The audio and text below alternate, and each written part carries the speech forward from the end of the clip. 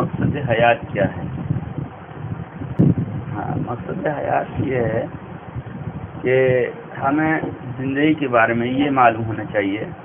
مطلب حیات کا مطلب ہے ایک زندگی. حیات کے مطلب ہے زندگی، سمجھے؟ اور مقصد تو انسان کو جاننا ہی پڑے گا. مقصد لوگوں کو خبر تو نہیں ہوتی ہے کہ مقصد کیا ہے. بہت سے لوگ ایسے ہیں جن کو مقصد کا پتہ ہی نہیں، بس وہ جیے جا رہے ہیں اور گمنامی کے اندھیروں میں. انہیں خبر نہیں، وہ سوچ بھی نہیں پا رہے ہیں کہ کیا کرنا ہے. اور ایسی سفر کرتے کرتے اچانک خبر ہو جاتی کہ بھائی تمہیں چلنا ہے اور ان کو لے جاتے ہیں. مگر اللہ کا حکم تو پہلے سے آیا ہوا ہے کہ تمہیں تمہارے حیات کا مقصد بتا دیا گیا ہے کہ میں نے تم دنیا میں جاؤ گے اور تم ایک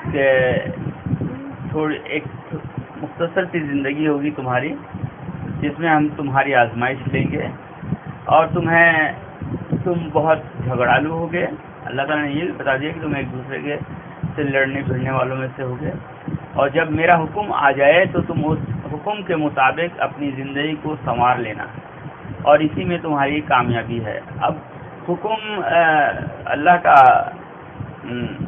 آتا رہا.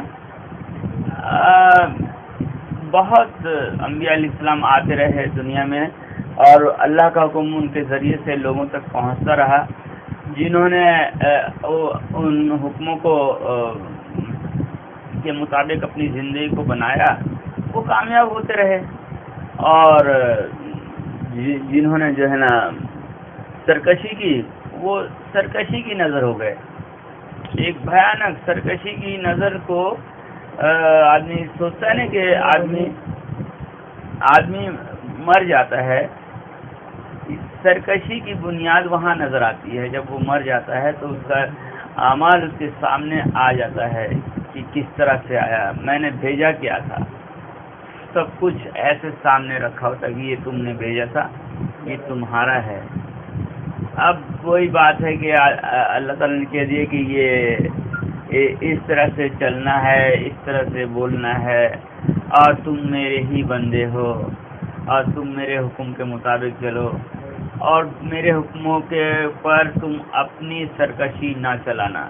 اب سرکشی کو ہم اس طرح سمجھا دیتے ہیں کہ سرکشی کس کو کہتے ہیں. سرکشی موت کے بعد کی سرکشی تو آدمی نہیں دیکھ پاتا ہے.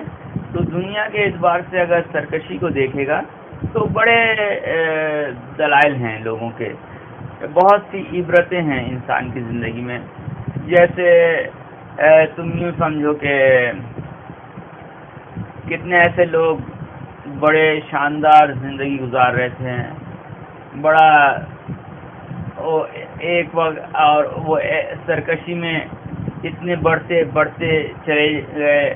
انہوں نے اپنے بچاؤ کے لیے بھی بہت سی جھوٹ اور فریب. سرکشی ایک نافرمانی ہے. نافرمانی جو ہے وہ جھوٹ، فریب، عیاری، مکاری، ان سب چیزوں سے تیار ہوتی ہے یہ سرکشی.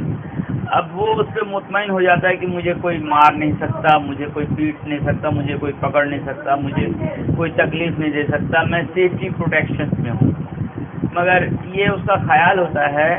اور اکثر لوگوں کو تم نے سنا ہوگا، بڑے کرتے دھرتے، بڑے ایسے سرکش لوگ جنہوں نے اپنے ارد گرد کافی سیکورٹی سیٹ اپ رکھا تھا. مگر وقت آیا اور یہی دنیا کے وہی لوگ جو سرکشوں کو پکڑنے والے، بڑے ڈپارٹمنٹ کے لوگ، بڑے فورسز، ان لوگوں نے ان کو بڑے آرام سے اس کو پکڑا، اور ان کے کابینہ کو پکڑا، ان کے فورسز کو پکڑا. اور تم نے سنا ہوگا کتنے لوگوں کو ایسے ہی سولی پہ چڑھا دیا گیا. ازل سے چلا آ رہا ہے یہ سلسلہ کہ سرکشی جس نے کی اس کو سرکشی کا سامنا دنیا میں بھی کرنا پڑتا ہے اور آخرت میں بھی. لہذا آدمی سرکشی سے باز رہے. اور مقصد حیات کو جاننے کی پوری پوری ترتیب بنائے. کسی بات کو آدمی جب سمجھتا ہے بہت آرام سے سمجھ سکتا ہے. سمجھنے کے لیے اس کو مکمل طور پر اپنے دل صاف کرنا پڑے گا اور اس میں کسی قسم کی مکسنگ سیٹ اپ نہیں رکھے گا کہ کسی قسم کی ایسی کوئی بات نہیں ہونی چاہیے کسی قسم کی ایسی کوئی بات نہیں ہونی چاہیے جس سے جو ہے اس کو سمجھنے میں کوتاہی ہو. یہ جو سمجھ ایک ایسی چیز ہے جس سے ذرا سی بھی اپنی منمانی آپ نے کی تو سمجھ کا مفہوم تبدیل ہوتا جائے گا. اس لیے سمجھ میں اگر آپ کو کوتاہی ہو رہی ہے تو آپ اس بات کو لے لیں اور اس پر آپ سمجھدار جو آپ کی نظر میں جن کو آپ سمجھتے ہوں ان سے آپ پوچھ لیں.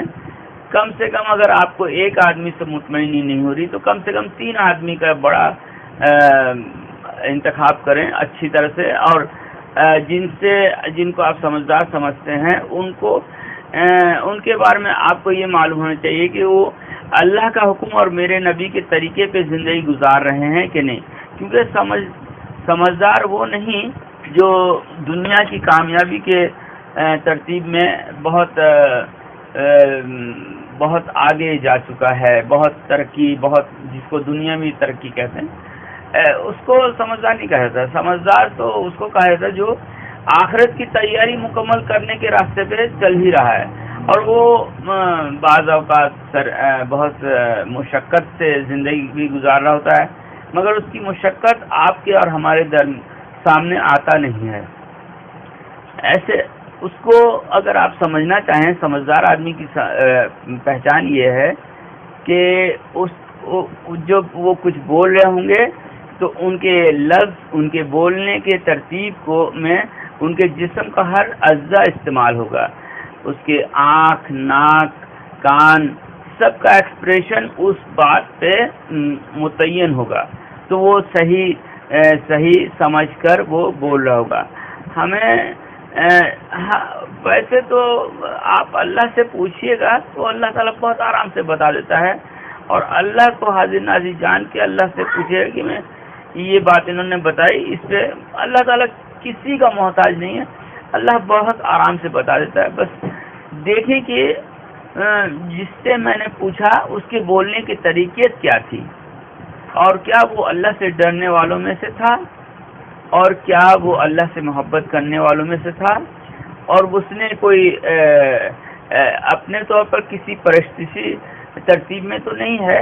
ہر ایک چیز اچھی طریقے سے حقائق کو سمجھنے کے لیے بہت ضروری ہے. کہتے ہیں کہ کوئی چیز لازمی ہے, اگر کوئی چیز ہے آپ خرید رہے ہیں کھانے کے لیے, پینے کے لیے, تو لازمی آپ کو اس بات کا خدشات ہوتا ہے کہ اگر اس میں یہ میں کھانے کے لیے ہے اور اگر اس میں کسی قسم کی کوئی زہری مادہ یا کسی قسم کی کوئی ایسی کوئی کیمیکلز ہوں جس سے میرے جسم کو نقصان پہنچ سکتا ہے یا ذرا سا شکوک و شبہات بھی ہو جائے گا تو لازمی ہے وہ چیز آپ جلدی لینے کے لیے تیار نہیں ہوں گے.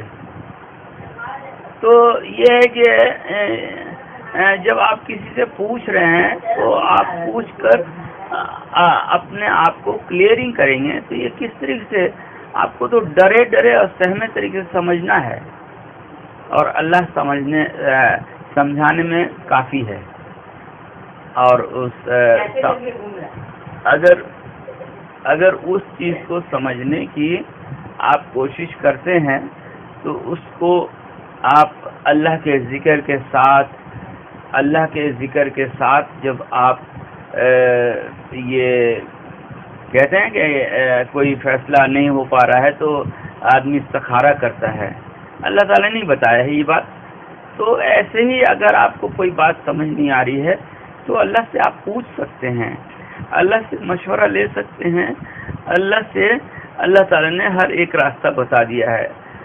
بس آپ کو یہ سمجھنا ہے کہ مجھے کس سے پوچھنا چاہیے, کس طرح سے پوچھنا چاہیے, ہر ایک چیز. تو یہ ہے کہ ہمیں سرکشی سے